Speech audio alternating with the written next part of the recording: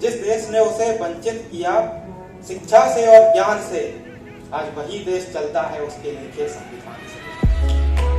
आज वही देश चलता है। और भीमाबाई का जाया था, महू उसका धाम था, प्रण पर दृढ़ रहता भीम सा भीमराव उसका नाम।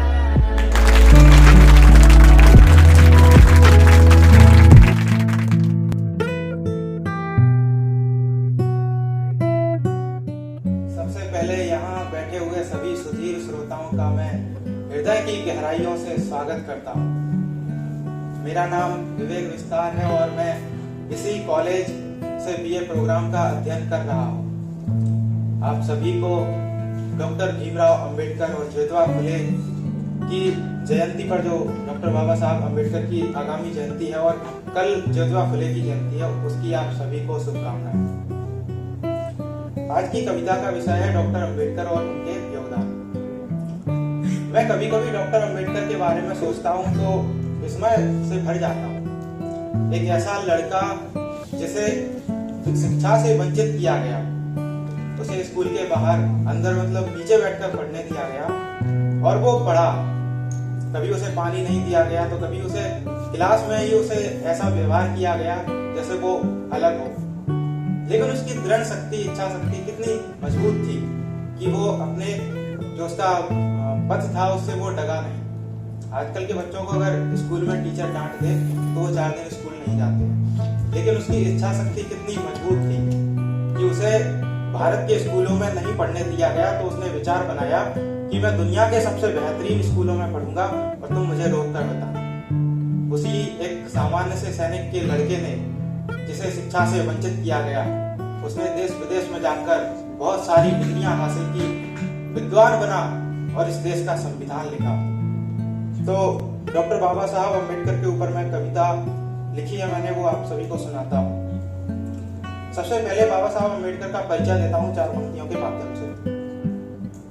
निज जीवन जिया जिसने संघर्ष से, शोषण से, अभाव से।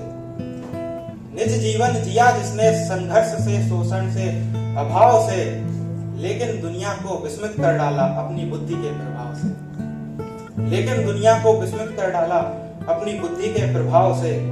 और जिस देश ने उसे वंचित किया, जिस देश ने उसे वंचित किया शिक्षा से और ज्ञान से, आज वही देश चलता है उसके लिखे संविधान से।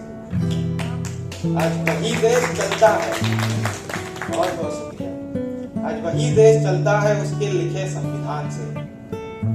मैंने अपनी कविता में कोशिश की है कि डॉक्टर अंबेडकर का जो संघर्ष रहा है वो तो सभी जानते हैं कि उन्होंने क्या क्या काम किया है। मैं उनके अंदर मन की बात बताना चाहता हूँ कि वो कैसा फील करते होंगे, कैसे उनके एहसास रहे होंगे उस वक्त।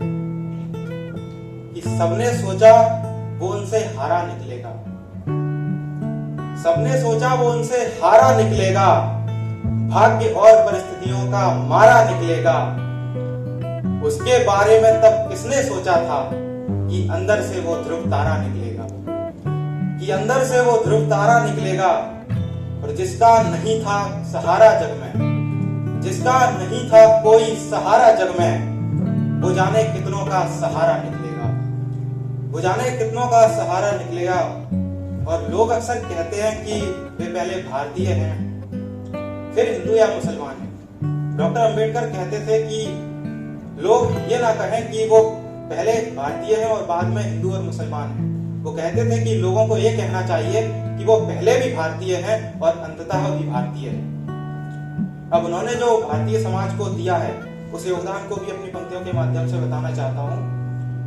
द प्रॉब्लम ऑफ रूपी लिखकर आरबीआई को आकार दिया, द प्रॉब्लम ऑफ रूपी लिखकर आरबीआई को आकार दिया। मजदूरों का 8 घंटे काम करने का सपना भी साकार किया, मजदूरों का 8 घंटे काम करने का सपना भी साकार किया। डॉक्टर बाबा साहब अंबेडकर का मानना था कि किसी समाज की उन्नति, मैं उस समाज की महिलाओं की उन्नति, उस समाज की महिलाओं की डिग्री से मानता हूँ, क्योंकि उस समाज की अगर महिलाएं विकसित हो जाएंगी, प्रगतिशील हो जाएंगी, तो वो समाज अपने आप प्रगति की राह पर आगे बढ़ता जाएगा।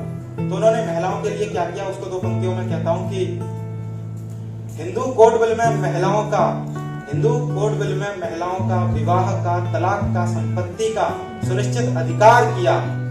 हिंदू कोड बिल में महिलाओं का विवाह का, तलाक का, संपत्ति का सुनिश्चित अधिकार किया, लेकिन रूढ़िवादियों को ठेस लगी तो उन्होंने जमकर प्रतिकार किया। आप सभी जानते हैं कि डॉक्टर अंबेडकर ने जब उनकी बात को नहीं माना गया, उन्होंने जो खाका तैयार किया था हिंदू कोड बिल का, वो नहीं माना गया तो उन्होंने फिर अपने पद से इस्तीफा दे दिया। और अगली पंक्तियां सुनिएगा कि सिर्फ संविधान शिल्पकार नहीं, समता मूलक समाज के राष्ट्र निर्माता थे वो। सिर्फ संविधान शिल्पकार नहीं, समता मूलक समाज के राष्ट्र निर्माता थे वो। किसी के लिए बाबा साहब होंगे वो, भारत के लिए तो भारत भाग्य विधाता थे वो। भारत के लिए तो भारत भाग्य विधाता थे वो। और उनका लक्ष्य क्या रहा होगा, उसको अगली पंक्तियों में बताना चाहूंगा कि शोषितों के उत्थान का लक्ष्य था, शोषितों के उत्थान का लक्ष्य था, नारी के सम्मान का लक्ष्य था, जो हर किसी को एक बराबर कर दे, ऐसे संविधान का लक्ष्य था, ऐसे संविधान का लक्ष्य था। और बाबा साहब अंबेडकर का परिचय 4 पंक्तियों के माध्यम से देना चाहता हूं कि बाहर से गुलजार तो अंदर से सहरा होगा। सहरा मतलब रेगिस्तान। कि बाहर से गुलजार तो अंदर से सहरा होगा, उसकी उड़ानों पर किसी का पहरा होगा। वो मसालों सा नहीं आफताब सा रोशन हुआ। आफताब मतलब सूरज। वो मसालों सा नहीं आफताब सा रोशन हुआ, जरूर उसके दिल पर कोई जख्म गहरा होगा, जरूर उसके दिल पर कोई जख्म गहरा होगा। और अपने काव्य पाठ की अंतिम 4 पंक्तियां सुनाता हूं कि किसी व्यक्ति विशेष से नहीं, पूरी व्यवस्था से उसका संग्राम था।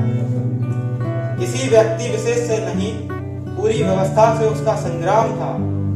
शोषितों की, वंचितों की आवाज बनना उसका काम था। और भीमाबाई का जाया था, महू उसका धाम था। प्रण पर दृढ़ रहता भीम सा, भीमराव उसका नाम था। बहुत बहुत Result of the second activity, which is poetry competition, कविता प्रतियोगिता, है ना? So इसके जो परिणाम है, उनका जो क्रम है वो इस तरह से है. I'll begin with a kind of a third winner. So this third prize is jointly given to Tanya and others. Second prize goes to Shivi Singh. Congratulations. Yeah, please stand. So, and the first prize goes to, hold your breath. It goes to none other than Vivek Jadhav. Many congratulations.